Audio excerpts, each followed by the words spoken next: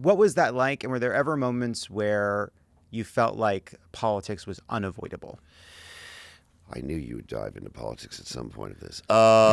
This is Love It or Leave It presents Bravo, America. I am very excited about our first episode with Dr. Terry Dubrow. You know him from Botched. Botched presents Plastic Surgery Rewind, The Swan, which was very controversial at the time. And of course, you see him with his wife, Heather Dubrow, on the Real Housewives of Orange County. I was such a fan of this conversation. You can tell that Terry takes really seriously being a good husband and father, and he's excited to be doing his best work as a surgeon and helping people. He also goes off about how he and his family actually came to be on The Real Housewives. He talks about how housewives cling to fame through controversy and how that's a necessary evil in order to stay relevant. He acknowledges the trade-off he made by staying in the spotlight to enjoy his own fame and platform, which he says he's now committed to using only for good. He's funny, he's honest, he's thoughtful. Please enjoy this conversation with Dr. Terry Dubrow. Thank you for being here. Nice to meet you. Dr. Terry Dubrow. Can I call you Terry during this conversation? Call me Terry, yeah. All right. So first of all, I just want to kick things off. Let me tell you what I've done. All right. I got 3 hair transplants. Looks good. Pretty good, right? You would have known. Never. I should have asked you to guess. I would have said a little Botox in the forehead. That's all I would have said. Really? That's so nice of you to say. I haven't. I guess like a long time ago, I did it like once or twice. Oh, it's worn off. It's worn off, right? But okay, great. Okay. Well, you're young. How old do you think I am? You know, that puts me in a funny position because I have to take the age that I actually think you are, then subtract 4 to be kind, right? To be polite. Right. So I'm going to say you're 34. Wow, you got it. Right on the money. I'm 43. Okay, you look pretty great. good. But then I got to take another 4 off because you told me about the first 4. Yeah. But even then, I'm still in the money. Right. I thought you were 38. Great. I'll take it. So I want to start by talking about like what you've learned about reality TV. What was your conception of it before you were a part of it?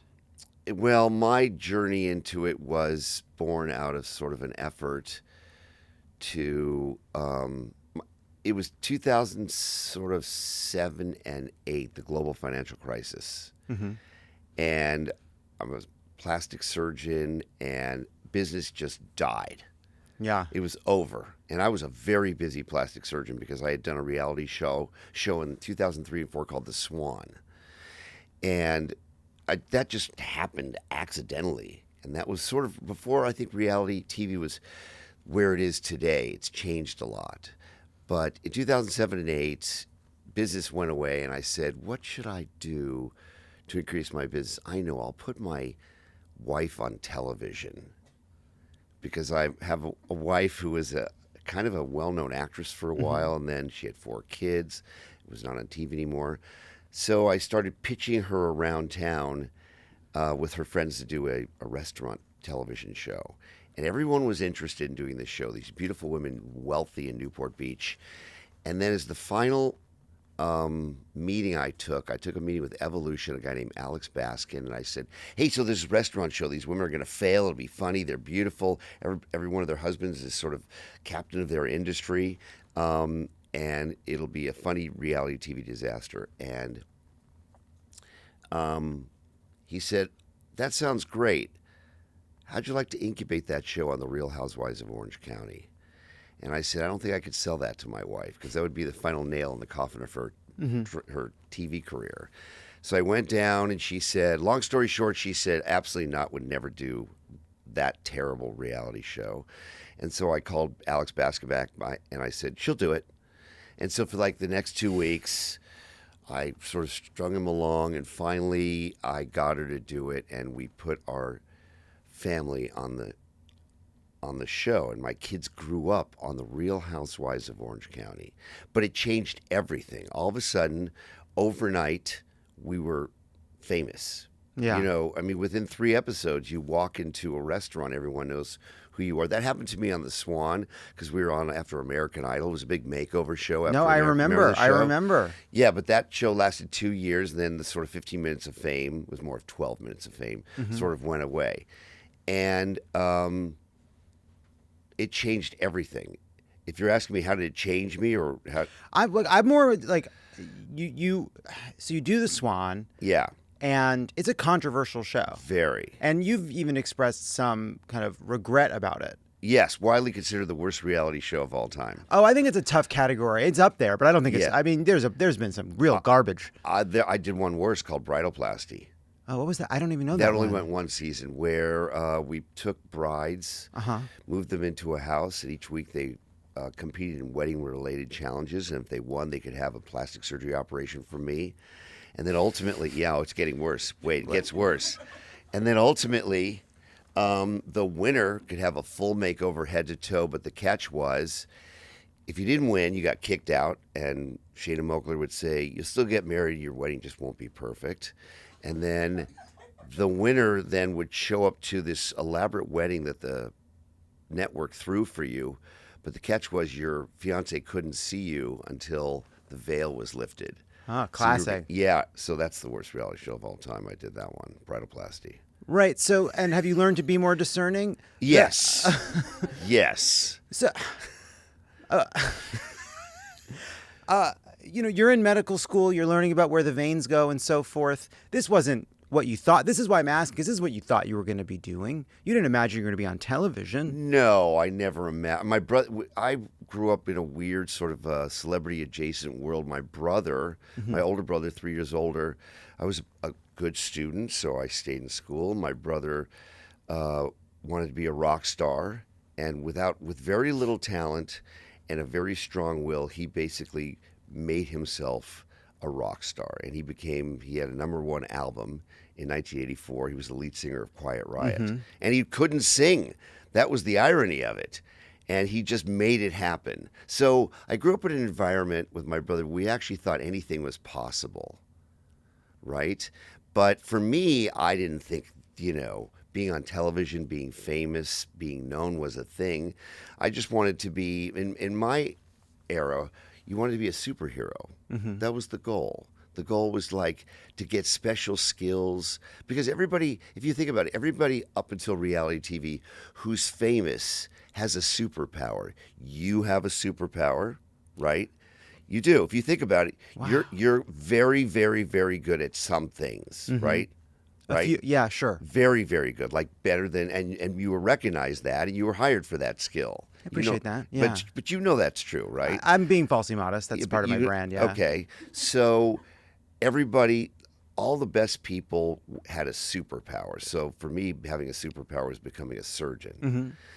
And now, with reality TV, it's like the democratization of fame. Anybody can be famous. You don't have to have a superpower. You don't have to be super skilled, super good looking, super talented. It's better to just be famous for any reason. And now the main reasons people are famous is because they're sort of super villains on reality TV. Yes. It's interesting to hear you talk about it in such a kind of clinical way, because you're also a part of it, right? Because you've now done, the Swan was part of this kind of generation of reality shows, and it's been over a while, but the kind of sensational, dramatic people, ordinary people in wild circumstances. That's right. I include Hoarders in that list. My 600-pound life, Biggest Loser, yes. Right? And there were a lot of people that were extremely critical of that era of reality TV. Meanwhile, alongside of it are these competition shows. Swan was kind of a competition show. It was. But then there's this generation of the Real Housewives style shows that are not competitive, right? That are about the dramas of these sort of fancy kinds of people, and you're a part of that too. Yeah. So on Housewives, it's conflict and resolution, and unfortunately, I'm a part of it. But it's really all about, instead of having a superpower, doing super good, it's to a certain degree the Jerry Springerification of the world, and it's a lot about hate, and it's spreading hate to a certain degree, and whatever it takes to maintain and keep your fame, because that's the big goal. Stay famous. Yeah. Stay on TV. It's more important to stay on TV than it actually is to get on TV. for people in reality TV. I mean, it's very exciting. Oh, if I got a reality show, that'd be great. But once you get it, oh my God, I just can't. I have to have it. It's like that horrible boyfriend or girlfriend you had that you can't stand, but you can't live without. They all hate being on that show, every single one of them. Really? Yeah. Do you hate being on that show? Or Housewives? Yeah. Oh, by the way, my wife say you have to film. I go, I'm not filming. Yeah, but this began by you describing how you forced your wife to do this. So you I understand? You sound like you. An This is something that happened to you. a-hole. Like you got hit. Like a second reality TV show has hit Terry Dubrow. But like you sought this out. You like being famous. You like being famous. Oh, okay. By the way, I totally love being famous. Right. Okay, so let's just cut right to Let's the cut to it. the chase there. I love being famous. I love the reality TV fame is the best fame of all. Okay. It's better than Tom Cruise fame. It's better than Brad Pitt fame because everybody's really nice to you. Mm-hmm. You can go anywhere. Nobody's going to overly bug you. It's like being the high school quarterback.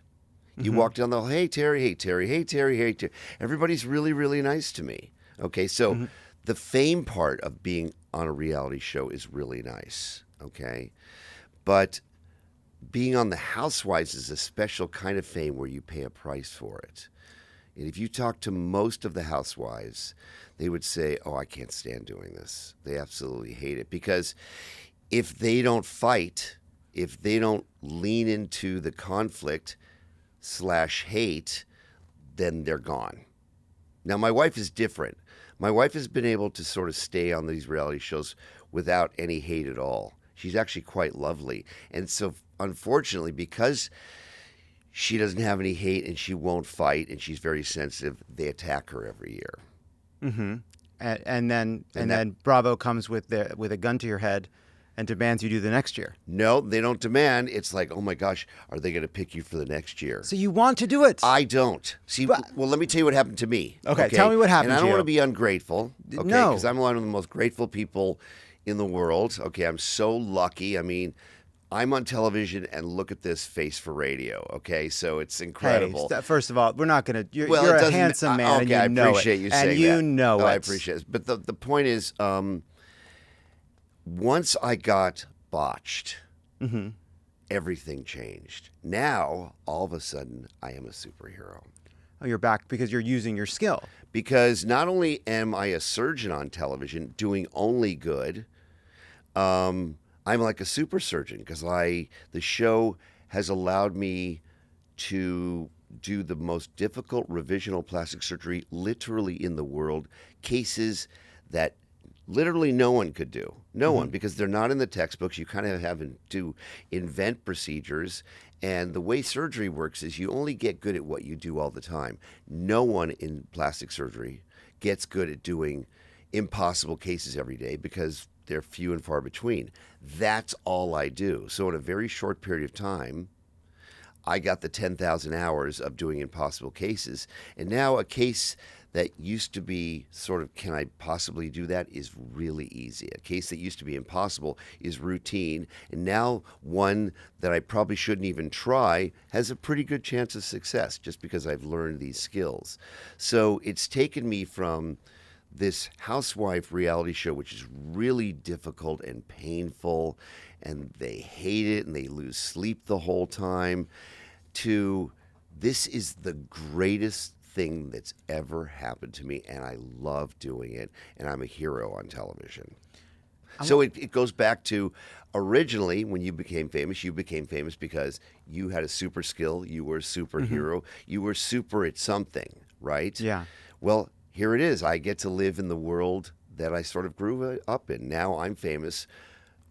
Well, okay, I'm a husband on the Real Housewives of Orange County, but I'm the Botched doctor. That's the way I see myself. When I walk into a restaurant, hey, Terry, the Botched doctor's here. Even when they refer to me in the media, when we do something obnoxious and some article goes viral about something obnoxious that we did, Botched Dr. Terry Dubrow. Rarely do they say husband of Real Housewives of Orange County, Heather Dubrow. So it's great. So then why do you keep going back to doing more Housewives? You're a wealthy man. Yes. You have plenty of patience, right? Because I like being married to Heather Dubrow. And she likes being on the Real Housewives, but you just described it as being so painful, and you're up at night. Yes, because if your partner, right, depends upon your participation and support in their career, and you suddenly say to them, "I'm not doing that anymore," you're going to lose your partner. No, I completely understand. I guess what I'm trying to understand, I'm like genuinely not surprised, but I'm confused a little bit, because why does Heather like doing the Real Housewives? Why does she want this? None of them like it. But you understand. Okay, so what is the exchange here? You have to, you do the very clear. Okay. Fame, platform, opportunity. All of that. And what is the fame that comes from Real Housewives that is distinct from the misery and cost and embarrassment of Real Housewives? It's the duality of it. It's the simultaneousness of it. It's a trade-off. I mean, you're a UFC fighter, and they all hate fighting. Every one of them hate doing the fighting. They absolutely hate it, but they do it because they're super good at it, and they like the training, and they are super skilled, and it makes them successful. It's one of those careers where, it just comes with the territory. You do it so that you can keep doing it, so that hopefully one day you can expand to something else, if you're lucky. The first season that I was on Botched, and then simultaneously shooting Housewives, I sat there and I sat behind. I said, "I'm not shooting this because they're going to edit me to look like an idiot." I refuse, because remember, they have edit power. I know that. Yeah. And so they decide you're going to have a bad season this season. Do you know that when you're filming it? No, you really no don't. clue. You really, because I went on Survivor, and I did. Yes. Briefly. And when I went on Survivor, part of it was I was having what I now realize was a midlife crisis. But the real is what I was like, you know what? I've watched Survivor since it first aired, and I know that there's edits, and I know that it's constructed. But as far as a reality show goes, there's an ethic to it, and I trust it more than other shows. I'm willing to push my chips forward. That's right. And let them. I trust myself. I have good qualities and bad qualities. I'll put them on the ledger and let them add it up. And I felt okay about that. Is that not true of Housewives? Not true. Not true. You feel like you could come out the other side and have a story that comes out of it that is not recognizable. So the old sort of rules of being on Housewives was no kids, no careers, right? And no lies. Can't make up stuff that's totally dangerous to people's careers or their kids, or total untruths. All of that's thrown out the window. You can have a whole season based on a rumor about you that's completely untrue, that becomes the storyline that expands and defines you. Oh, yeah. And they could say things about your kids. I mean, we have LGBTQ kids, okay? And luckily, Bravo is a very LGBTQ-friendly network. But, you're always riding the razor's edge because, half the country hates you for that, okay? And how are they going to edit you to, like, if your kid wants to come out and you say, well, you're not coming out on Housewives, who knows how they'll edit that?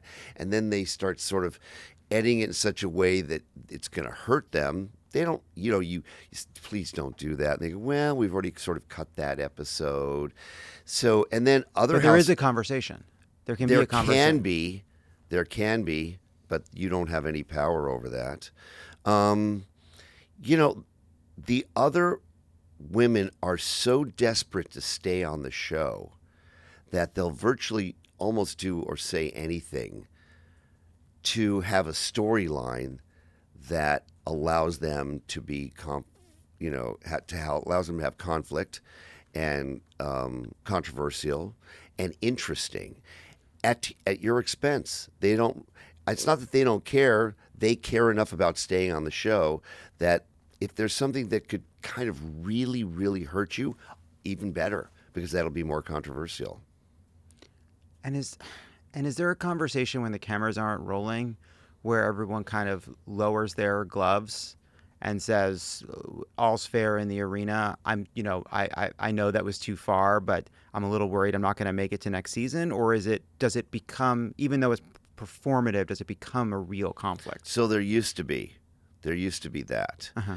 But it's now changed to the fourth wall is completely broken down. So they will bring in things that you said off camera to the media and interview that media person as to what you said. And that will become a storyline, even though they don't have that on film. Wow. And this could be. Yeah. Because you're being pretty hard on these ladies. Yeah. Well, that's exciting. No, I'm not being hard on these ladies. Not compared to what they would say. Yeah, no, I'm not being hard on any one of them individually. I'm talking about the franchise all over them, not on Orange County Housewives. I like them all. Basically, oh wow, now he likes them all. Well, okay, obviously I'm afraid of all of them, so in what I do to protect myself is, number one, I don't ever watch the show. Really? I have no idea what's going on. That's only cool. what I hear from my wife. Uh-huh. I try not to look at the X feed because the X feed is so mean. Right. Okay.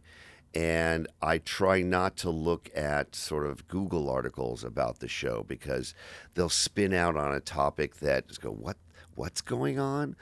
And you have to protect yourself when you're on a reality show. So this season, for example, one of the main storylines that I'm aware of is that one of the housewives spoke or didn't speak. Who knows? Who knows? I don't care. To a blogger who's not on the show at all. Yeah. And then they said, wow, that was so wrong that housewife may or may not have done that. So what do? They bring the blogger on the show. Yeah, you got to get that blogger. Blogger comes on the show. The other housewife who started this whole thing is popular, and the blogger gets trashed and is almost canceled because of it, because no one believes the blogger now. It spins out, and I remember when the Kardashians went from they were being filmed and they never admitted that they were famous, and they never led the life on the Kardashians show itself of being famous people. They were just Kardashians living this interesting life in their home with their kids, and now they just said, screw it. We're obviously the Kardashians, so the whole reality show is us being super famous, wealthy, billionaire Kardashians. Yeah. Housewives has done the same thing. You can actually talk about being a housewife on the Housewife show while you're shooting the Housewives. It's the weirdest sort of unraveling of unreality reality that you could ever imagine. Yeah, it's an interesting trend, too, because it happens across all kinds of reality shows. It happened on Drag Race. It happens on Survivor, it's almost like this inevitable part of it where at first it's people being filmed as part of a show. And then the next generation of people on it have watched the show. Right. And having watched the show, they perform in the way they would like to have been on the show. And then the third generation are people who watch that. Yes. And it becomes this sort of circular loop of people who want to be on Housewives to be like the people who wanted to be on Housewives. I always used to say, what could happen if you could look at a crystal ball and see your future? It would change your future by virtue of looking at it. So it constantly changes you're looking at. Being on these shows, it changes the nature of the shows. One of the scenes in the trailer that Heather was showing me for next week, one of the housewives, in the final scene of the trailer of what's coming up next, she's at a restaurant and they're playing the theme song of Real Housewives of Orange County. She's going, really? I have to hear this right now too? I mean, the self-referential, it's bizarre. Let's talk about it's meta. It's super meta. And so you have LGBT kids. Yeah. And Orange County Real Housewives considered the most conservative of the franchise. Yeah. So those New York gals, they got Trump voter written all over them. Right. What was that like? And were there ever moments where you felt like politics was unavoidable? I knew you would dive into politics at some point of this. Yeah. It was very tricky navigating that. We knew we were living in Orange County where there's a lot of homophobia, and where, I remember when gay marriage was a thing and you were voting on it, and there would, my next door neighbor had a sign against gay marriage, right? Yeah. And my best friend, who's a gifted surgeon, and I said to him, "Are you against gay marriage?" He goes, "Yeah, pretty much I am." And I went, "Wow." So the whole everybody down there, not everyone, but it's a very difficult place to raise kids like that. So that was tough. And one of the reasons we moved up to Los Angeles is for that reason, to provide a better, safer environment for all of them. So there's often a kind of tension, which is, and you'll see this on the show too, which is people say they're Republicans, but they're not anti-LGBT, or they don't want to be seen as having a problem with a specific person because they know a gay person, or their friends have gay kids. And like, do you see that tension between people's kind of abstract politics and then a desire to be seen as like empathetic and compassionate and supportive of the people they know? I do, but I will tell you that certainly the women on the show are very sympathetic, and there may be some undertones of some of that actually play out this season, where there's some evidence online of some of this homophobia, and then this person has to deny it or not. It becomes a whole thing, I understand. But I must say, it's Bravo. And the most important thing you can do if you're a housewife is please Andy Cohen. So the last thing you ever want to admit to is being homophobic. Because there's a gay kingpin at the top of this whole pyramid. Right. And so even the fired housewives are never anti-Andy Cohen because they're always holding out the hope that they'll be asked back, all of them. It's like the ring of power from Lord of the Rings.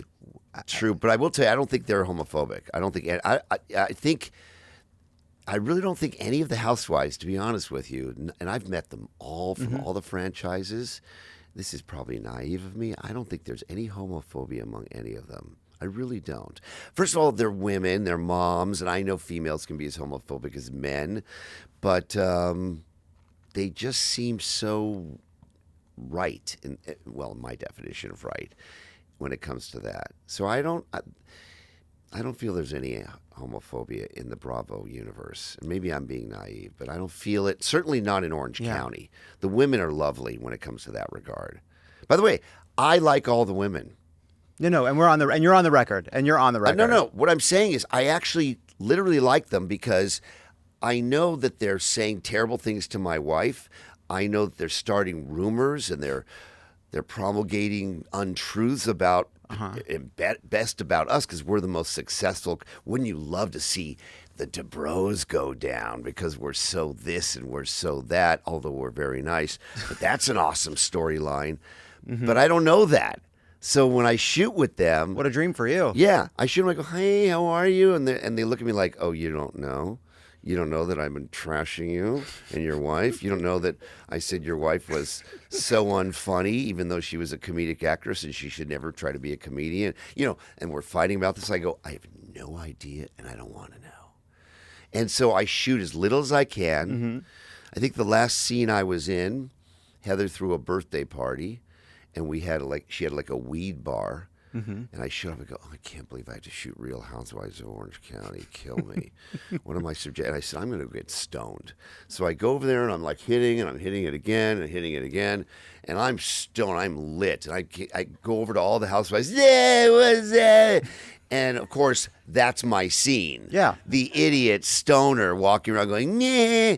And so I spend more time when they're filming behind the camera. I'm in avoidance mode as much as possible. But the platform is the greatest platform in the world. I'm not trying to, bow down to Andy Cohen. No, I don't think you are. The power of being on the Housewives is so tremendous. We have a giant multi-million-dollar skincare line. We have a podcast. I have 2 TV shows. 2 TV shows. 2. All right. I have Plastic Surgery Rewind, which is on and Peacock. Just premiering. We're like in our 7th episode when they're talking about season 2. I don't know. And then we're going to do, it's ridiculous how much wealth and fame and fun it's been the greatest thing. I think it's me, Lisa Vanderpump, Bethany Frankel, those are the people who have benefited most from being on the Housewives. Oh, that's a great. I wonder who the fourth on that Rushmore would be of people who've made the most of it. Because there are people who have come on Housewives and they've paid the price and gotten nothing from it. Many, more than you know. Right. And by the way, so I don't know if you've ever been in love with someone who's above sort of your perceived pay grade in terms of wanting to date them, and you finally break them down, and then they date you, and you're in love, and then they dump you. That's what the worst thing you can be, is a first-year housewife and get fired. Because you got to date the beauty queen, the quarterback, the A-list actor, and they dumped you after 5 dates. And you hear the contradictions in the way you're describing this, right? Like you hear how it's a nightmare and you dread it, but it's the greatest thing that's ever happened to you. Did you ever have any concern? You know, you're considered to be someone in one of the best marriages in the Housewives. Not a tough category, to be honest, but you're low bar. But like, this is a show that is. It's hard to tell sometimes whether people have come on because it was like, this marriage is ending and I need a next act, or the marriage was shaky and this show was not good for it. Both. But you're considered to be someone in a good marriage, and that you're good parents, and yet you put your children in this circumstance. That's got to be something you feel conflicted about. Very. Particularly when they're in Orange County. Yeah. LGBTQ. And you know that every week you're going to be criticized and trashed for the things you're showing on the show. You're going to get massive hate.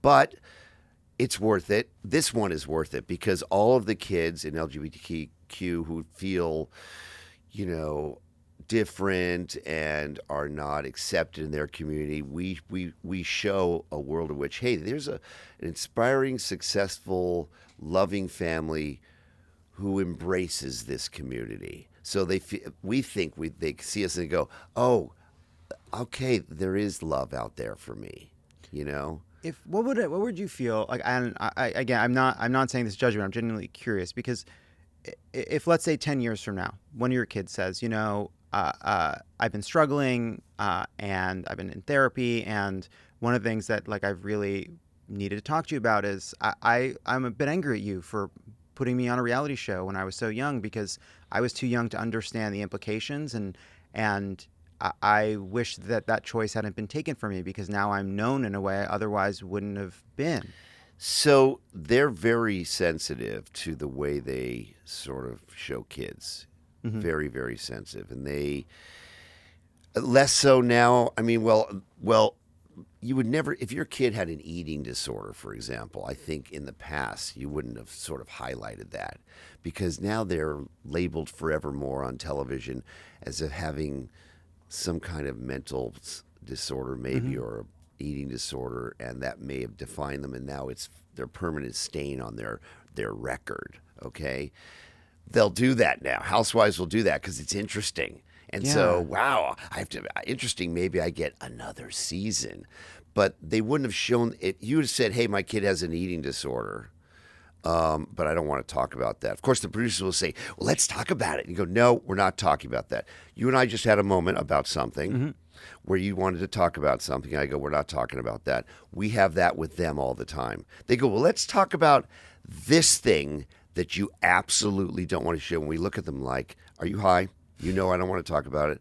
I will kill you if you do that. They go, sorry. But they are always trying to push the envelope. But it's incumbent on you to set the boundary. Yes, but you don't have enough. You don't have that much power. If you show it even a little too much, and then you decide that you don't want to show it, too late. Right. They'll show it. Well, there was a part of Real Housewives of Salt Lake City where there was someone's son clearly with some kind of substance abuse problem, and it becomes part of the show. And this is somebody that I believe was of age, but nevertheless, they're clearly going through something, and they're high on screen here. And I don't know that. That was my observation of what it seemed to me to look like. And I remember seeing that and thinking, So wrong. It's wrong, and even if every person here is consenting, that person is clearly not in the best mindset and judgment, and this person is not necessarily thinking about what's in the best interest. They may convince themselves they are, but they're not thinking about what's ultimately the best interest of their kid, and yet this is happening on screen. Right, but it's like kind of, well, if they're of age, it's kind of like asking the media back in the 90s, stop filming Charlie Sheen. Well, yes, I'm not even necessarily blaming. It's entertaining and it's exploitative and yeah. it's crazy and interesting. But I will tell you, so they have portrayed our kids really nicely on the show. But I had one say to me recently, and I wish I could tell you more details, but I can't. But one say to me recently, hey, I wish you wouldn't have let me do that thing when I was 14. And I go, well, here's the thing. You wanted to do it at 13. And we said no. And then you terrorized us for a year until you were 14, and then you just did it in the middle of the scene. I know, but you shouldn't let me do it. I go, well, first of all, I wasn't even in that scene, and there was no stopping you.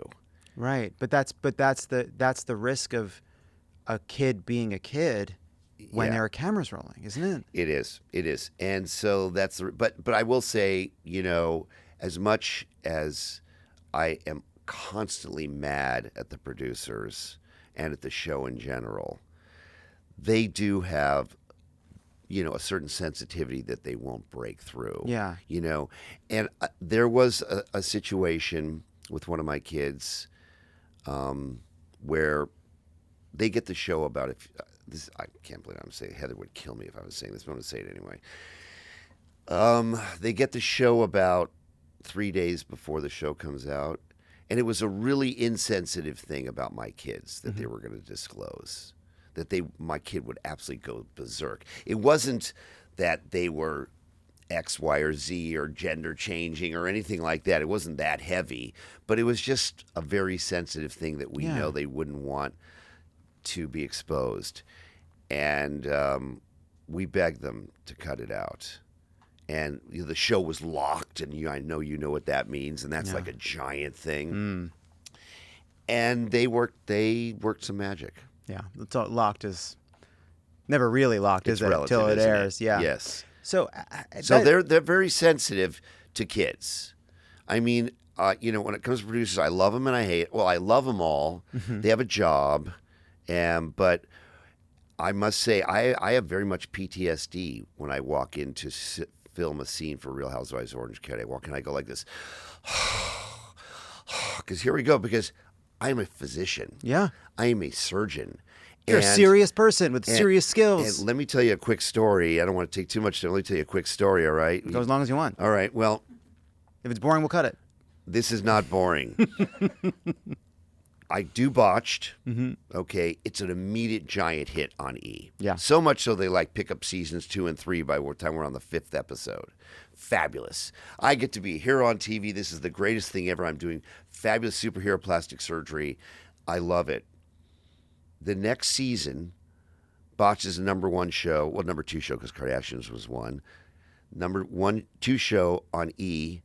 We come on Housewives with a new housewife that we bring on. That we bring on, a friend of Heather's. This beautiful girl, lovely, wealthy, would have been a perfect housewife potentially. I don't know if she was willing to expose and go nuts, and fight with everybody. That would remain to be seen. But she comes on, and as it turns out, unknown to me, 20 years earlier, I operated on her, and she sued me. And it was 20 years later. She looked very different. She was very nice, and she naively thought that they wouldn't know. But, of course, all of the other housewives knew, and the producers knew. And so this is going to be awesome. We're going to blow up the Dubrows with this new housewife.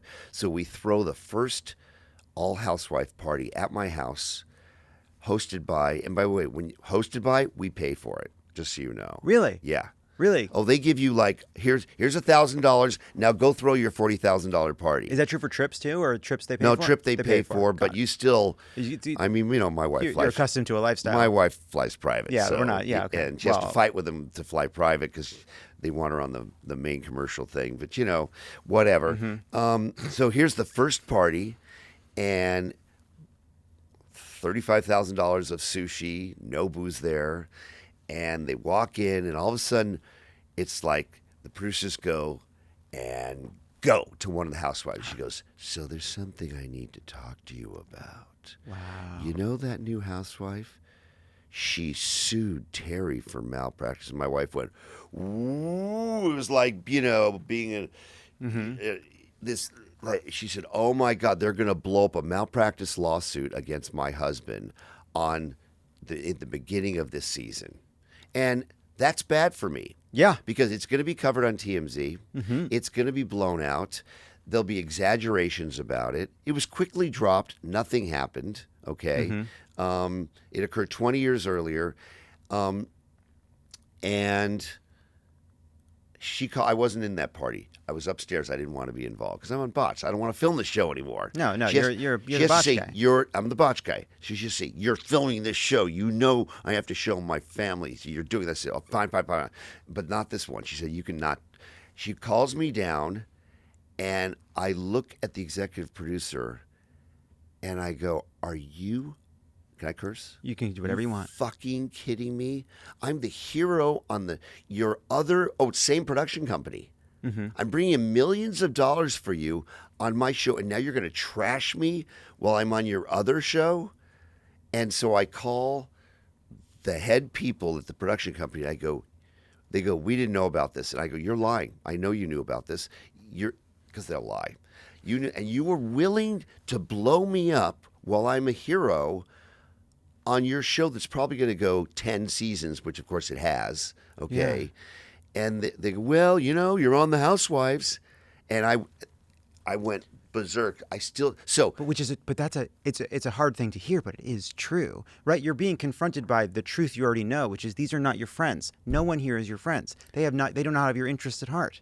Right, but But it's about the money. It's about the money from the other show. It's about the money. But if you and I were in business together, Uh-huh. okay, on this podcast, I was your co-host, right? And this podcast was huge and doing really, really well. So far, I'm with you. Yeah, and which it is. I know, I know all about you. You're awesome. But and then I suddenly produce a new show about you, and I decide, and it's a lesser show, Right. Okay, this is your big, Yeah. So I decide on this show to trash you, so you look terrible. Like, who's going to want you to operate on? You're Right, not, right. Anyway, you understand. I don't have to describe. I was so to this day, my point is, I still have PTSD from that. 8 years ago. So when I walk in to shoot a scene and they're miking me up, I feel like I'm walking into the lion's den. That, oh my God, what's going to happen to me in this scene? Yeah. What terrible things are they going to say about me? But now it's gotten worse because at least that was the truth.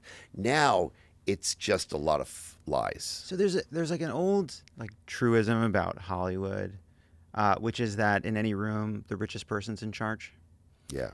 And on Housewives, you have people who are kind of clambering over each other for fame. Right. But there are some people who were phenomenally wealthy before, and they make money through the show, but they don't need the money. And then there are people that do.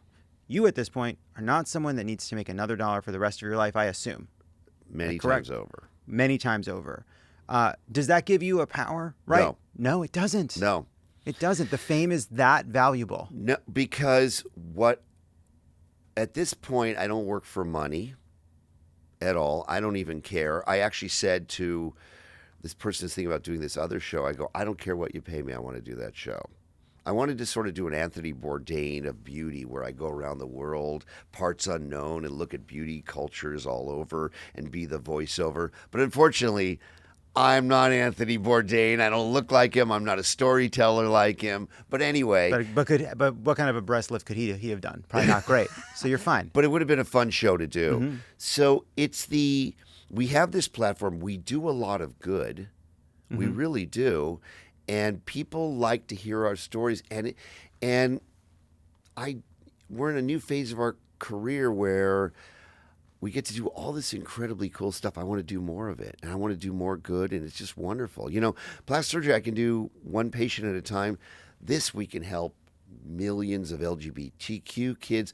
I'm a health, wellness, and beauty longevity expert. I just got certified by the American Board of Obesity Medicine. So I talk about these GLP-1 drugs and Fox News and ABC News. I have a lot to say and a lot to share, and I want to keep doing that. One of the things you've been talking about GLP-1s. I'm on Mounjaro. I am too. Incredible. Greatest drug ever. Amazing. The best. Amazing. There was a shortage for a while, and I was like, get out of my way, diabetics. Right. I'm trying to quiet the food noise. By the way, it was better when there was a shortage. You know why? It was legal for the compounding pharmacies to make it. Oh, is that not true anymore? The rule is when you have a new drug that's FDA approved for the first 5 years, unless there's a shortage, pharmacies can't compound it. Because obviously you want to encourage these drug companies to spend billions to create these new drugs. But as soon as they create them, if they're just being ripped off, they'll not do it anymore. So they're protected. That's the way it works. So the Is that compounding, clear? the compounding pharmacies could make it during the shortage. But now we're 5 years because they're still doing it now. Or They're is it still now? compounding it, but it's illegal. Is it really? Yeah. Interesting. So there's a way in which sort of Botched. This was true of the Swan, but that like. You're helping people, and you're showing people who have had bad work done, and kind of cautionary tales. But like I've felt this conflict, and by the way, I'm someone that consumes this, so it's that part of it is watching these people be helped, but part of it also there is a gawking element, right? People who have done these terrible things to their own faces, who had lost touch with reality. Do you ever feel that conflict there, that like you're helping someone, but also there's a little bit of an element of exploitation because people are enjoying watching someone having done something wrong. Watch the traffic accident. Yeah. So I feel when you watch Botched, I don't care through what lens, we are incredibly sensitive and kind to these patients. Yeah. And we're sensitive and kind to the doctors who operated on them. Because most of them, they just had a complication. It wasn't really necessarily their fault. They did it right, just went badly because that's what happens because it's surgery. Yeah. And we don't make fun of anybody on the show. We're very, very sensitive. And the producers, these are not the housewife producers, okay? Yeah. They said to me, first season, they go, Terry, we want your personality. We want you to be Terry Dubrow, because I'm a little silly and crazy. And you can ride the razor's edge, they called it. And we will never make you look like they would on Housewives. In other words, feel free to be yourself because don't worry about the edit. We'll help you in the backside. So be loose. So I'm not going to disagree with you if you think we exploit people and we're insensitive on Botched. Well, I'm going to respectfully, massively disagree with you, but I won't be upset about it. That is not what I don't think. I think that is absolutely true. I think this is the question I have about these shows more broadly. I think your show, other show, like even shows like My 600-Pound Life, like these shows are sensitive in their language, but there is a fundamental insensitivity in showing people that are being gawked at because of the extreme nature of their situations. It's true, but you have to, in order to be successful, the fundamentals of being successful on television has to be entertaining and interesting. Yeah. And if it isn't entertaining and interesting, it's not a TV show, so you'll never get to show it. So there is a basic gawking nature to someone's had a disaster, and every movie there's a disaster. Yeah. Every story arc has if you don't have it, it is a boring story that no one's ever going to watch and no one will ever be exposed to.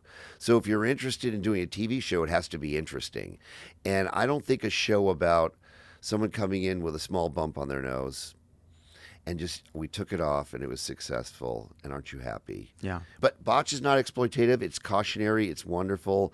And look, we have an A story, a B story, and a C story. Yeah. The C story is someone who we're not going to operate on, who has had way too much plastic surgery, and they come on to show it, and then they ask us a question. We go, we're not going to do that for you, and we'll tell you why. And they go, okay. And, they have 10 million Instagram followers based on having the world's biggest breasts. Yeah, I saw those. Yeah. And if we were to ever cut anything out, we would cut that out of the show. Yeah. Except that's one of the reasons people pay attention to the show. They watch it, Yeah. right? I mean, you don't watch the TV show ER to see them treating colds or The No. Pit. No. Oh, you have a bruise in your elbow. Here's some Advil and let's wrap it. No, you want to see massive car accidents, trauma, and show what the life is. But we're showing a part of life that people aren't aware of. There was a character on ER that was a mean surgeon, and his hand got cut off by the blade of a helicopter. And then he spent years recovering and becoming a better person until a helicopter fell on him and ultimately killed him years later. So that's what happened on ER. One thing that about Botched, though, is you see people coming in that have been kind of taken these beauty standards to the extreme. Yeah. And now you're doing Botched Rewind, where you have celebrities who have, in some sense, done the same. And they regret it. And they regret it. You know, one thing, like I think about this with like computer graphics, that one of the limitations to making a beautiful tree is technical, graphical processing power. But some of it is you have to understand a tree and know what makes it beautiful. That's right. What have you learned in your years of doing plastic surgery? What has evolved in you about forget technique, creativity, artistry, about like what makes a face beautiful? Well, there's technical aspects to that are defined. You know, facial proportions, the golden triangles, things like that we try to apply scientific and mathematical principles to figure out what makes a person beautiful. At the end of the day, they don't really work, okay? And why is Tom Cruise so good looking? When you look at his nose and his ears and his teeth, and on anyone else, just slightly alter them, he wouldn't be Tom Cruise. He wouldn't be this unbelievable looking human being. Brad Pitt is classically perfect, let's be honest. But beauty, is very hard to understand. I mean, in plastic surgery, the big goal now is just, and it's been by the way, reality TV has really changed plastic surgery and has made it much more transparent, and reality stars and A-list actors are now talking about their plastic surgery. But what we used to try to do is give sort of these looks and these changes to the face that we thought made people classically beautiful. And there was a period of time where celebrities were looking very weird and it ruined their career. So we were wrong. Yeah. So now we're just trying to make you look like the best version of yourself.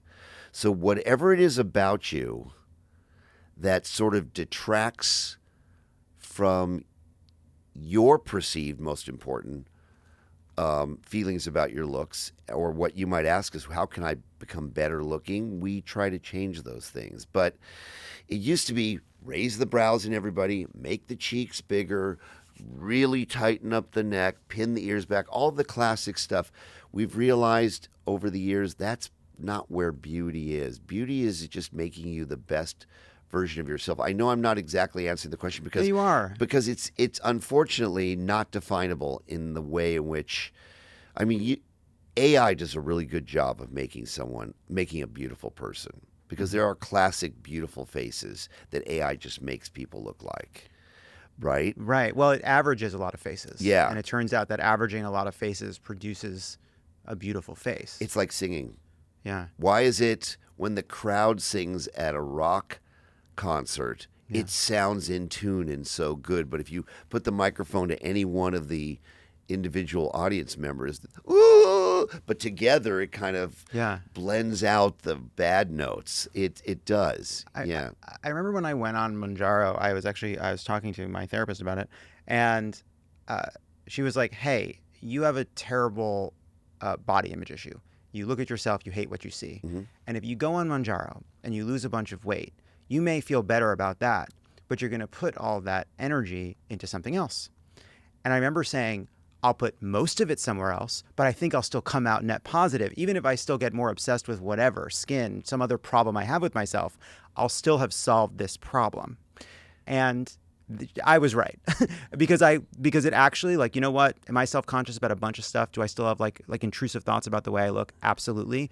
But solving the weight issue actually just made my life better? Well, there's also another aspect about these GLP-1s that people are not talking about. I'm the hugest fan. If you Google me, I'm a giant fan of microdosing these drugs. Oh, yeah? Not using them specifically for weight loss, but using them for whatever that dopaminergic or that weird circular negative pathway that's in your brain that gives you these intrusive thoughts, the food noise, the addiction, even schizophrenia, all this sort of gambling, all of this sort of negative stuff. Somehow, for some reason, it may have to do with sugar, it may have to do with the way it interacts with the hypothalamus in the brain. We really don't know.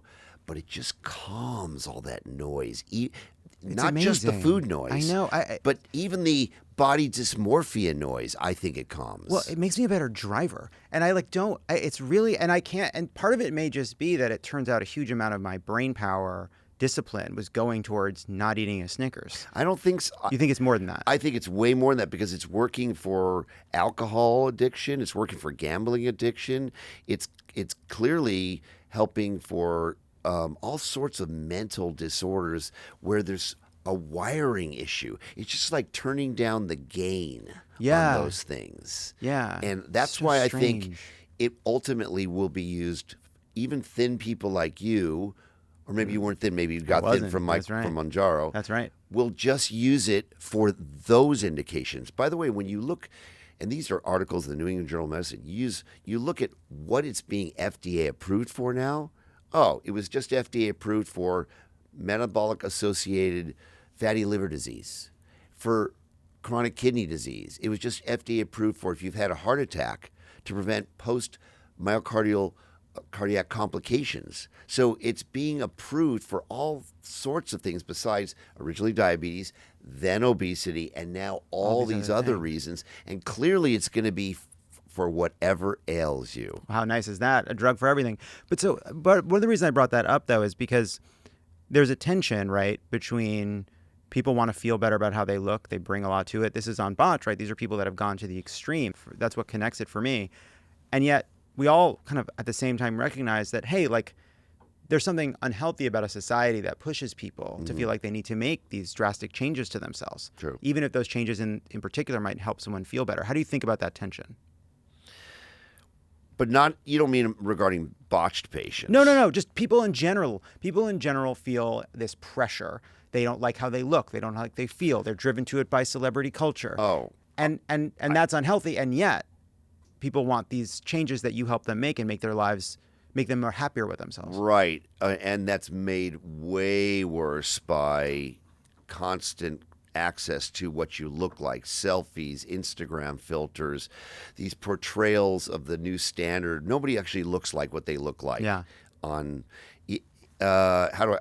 think it's horrible that we see ourselves all day long. We're constantly taking selfies. We're constantly seeing the other person's living this most fabulous life that they're not really living and looking away that they're not really looking. It's terrible. I think it's a drag. So when patients come in, I mean, the good thing about being extraordinarily, I'm just going to say it, successful and not having to do anything for money anymore is something clarifying about your honesty with it. You can be completely honest in everything you do, particularly when it comes to plastic surgery. You tell people no.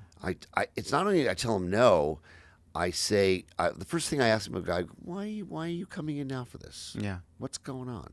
And plastic surgeons never do that because you know what you are to a plastic surgeon? You are a pre-op. Yeah. Well, you're a houseboat. You're like you're a yacht if you play your cards right. Yeah. Most 98% of plastic surgeons see you as, I need you on my table because I have a Beverly Hills office and it's expensive and my wife's spending, so on and so forth. Me, I go, why are you doing this? And I try to talk them out of it. I think they're doing it for the wrong reason, or if the risk is too high, or it's just not going to give them the result they want.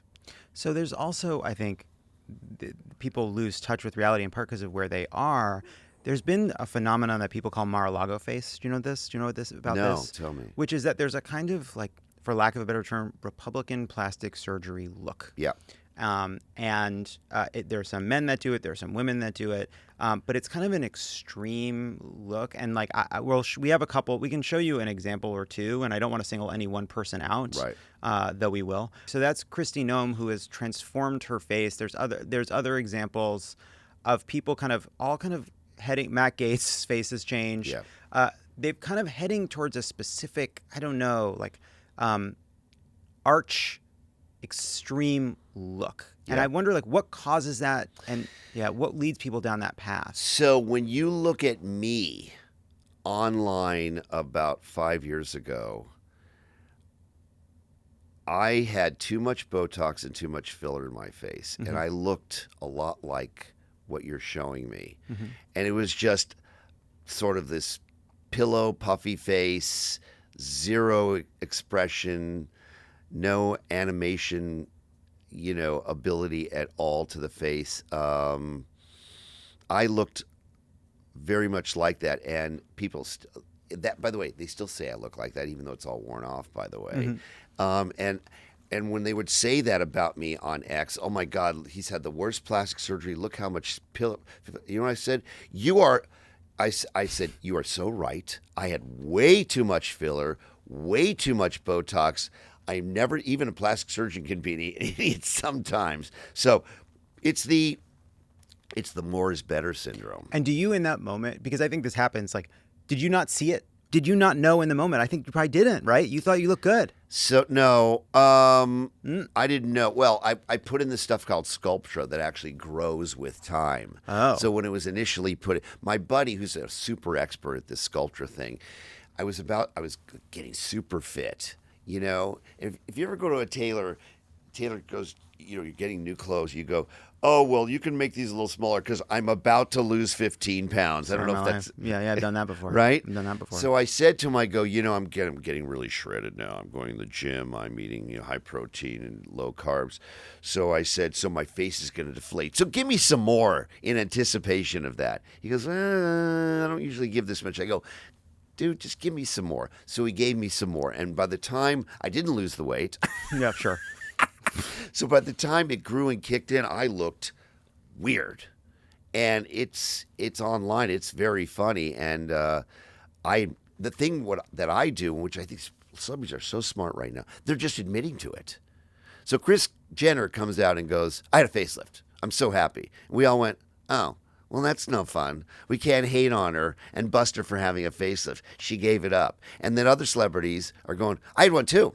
I think that's great, though. I think it's great for them. Because, well, I think you don't think people should say. I think people should. I think the more people remove the stigma, in the same way people should talk about doing Mounjaro. There's this like kind of almost Calvinish notion that if it's not natural and innate and born of hard work, it's not real. 100%. And it's like, you did work. That's great. Let people know that this is not something you can achieve by going to the gym and using a SPF, right? Like, do you think there's value to that?